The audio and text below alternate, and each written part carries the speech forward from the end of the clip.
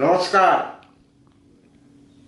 सब থেকে আগে বিশ্বের মধ্যে থাকने वाला 120 কোটি সনাতনী নাগরিককে আমার অনেক অনেক প্রণাম এবং যত বুজুর্গ মহিলা এবং পুরুষ আছেন তাদেরকে পাঁচুয়ে প্রণাম আর যত সমবয়সী ভাই বোনরা আছেন তাদেরকে আমার নমস্কার আর যত ইউথ জেনারেশন ছেলেমেয়েরা আছেন তাদেরকে অনেক অনেক শুভকামনা এবং ছোট বাচ্চাদের জন্য অনেক ভালোবাসা এবং প্রীতি।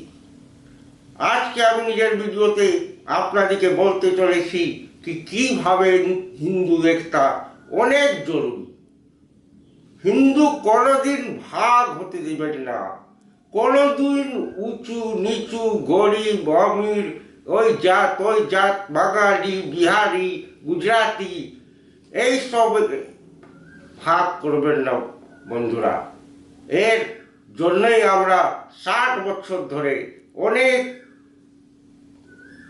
যন্ত্রণাতে কষ্টতে হিন্দুরা ভারতের থেকেও কষ্ট ভোগ করেছে। দেখুন, ভারতবর্ষে 600 জেলা আছে।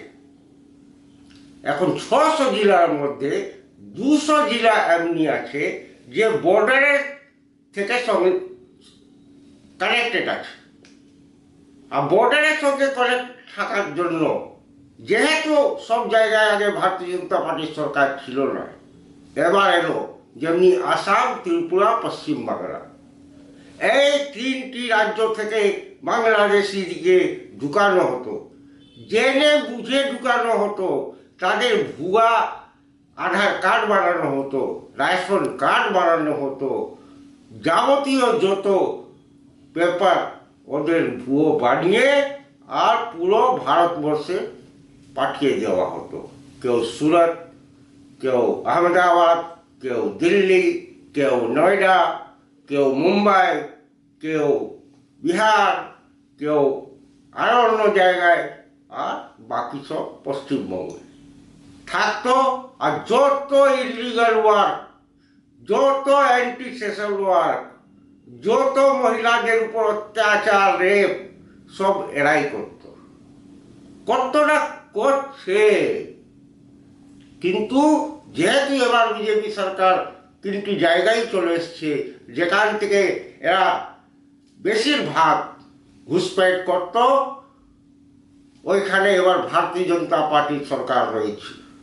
আর দেখছেন তো 20 দিনের ভিতরে ভারতীয় জনতা পার্টি পশ্চিমবঙ্গের যেমনি সরকার গঠন করলো, বাংলাদেশিরা হাজার হাজার সংখ্যায় টোটাল যত বর্ডার আছে বাংলার সঙ্গে, পশ্চিমবাংলার সঙ্গে বাংলাদেশের সব বর্ডারে ভিড় লেগে গেছে।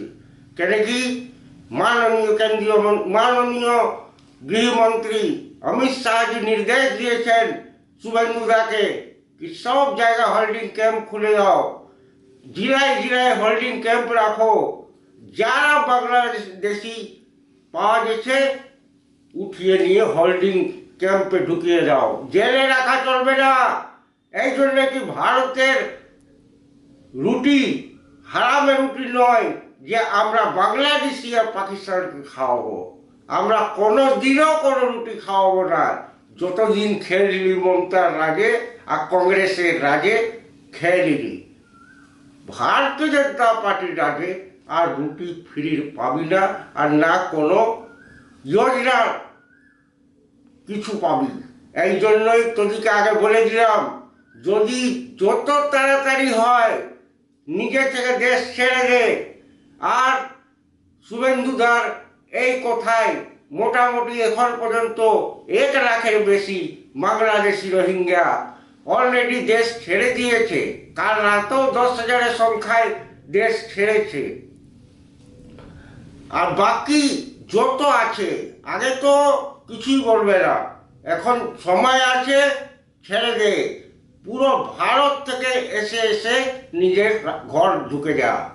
না নয়ডায় থাকতে দিব, না তোদিকে মুম্বাইয়ে থাকতে দিব, না তোদিকে গুজরাটে থাকতে দিব, না মধ্যপ্রদেশে থাকতে দিব, না উত্তরপ্রদেশে থাকতে দিব, আর না বাংলায় থাকতে দিব। তোদিকে রাখা চলবে না। এই জন্যই এটা একটি ন্যাশনাল থ্রেট হয়ে দাঁড়িয়েছে। তোরা অ্যান্টি সোশ্যাল, তোরা টেররিস্ট, তোর মধ্যেই টেররিস্ট ঢুকে থাকে। আর ভারত দেশের প্রত্যেক বড় বড় শহরে বম প্ল্যান্ট করে আর ইনফরমেশন পাকিস্তানকে পাঠায়। পাকিস্তানের ডাইরেক্ট লড়ার তো হিম্মত নাই। লড়ে দেখেছিল তো অপারেশন সিন্দুরে 55 মিনিটে সারেন্ডার করে দিয়েছিল। আর এ আবার কি লড়বে বাংলাদেশ ভারতের সঙ্গে? এ তো 5 মিনিটও খোরাক নাই ভারতের জন্য। এই জন্য এবার সব পরিষ্কার হবে। ভারতের মধ্যে কেবল সনাতনী জনতা আর যে ভারতের অ্যাকচুয়াল মুসলমান আছে ওরাই থাকবে, আর কেউ থাকবে না।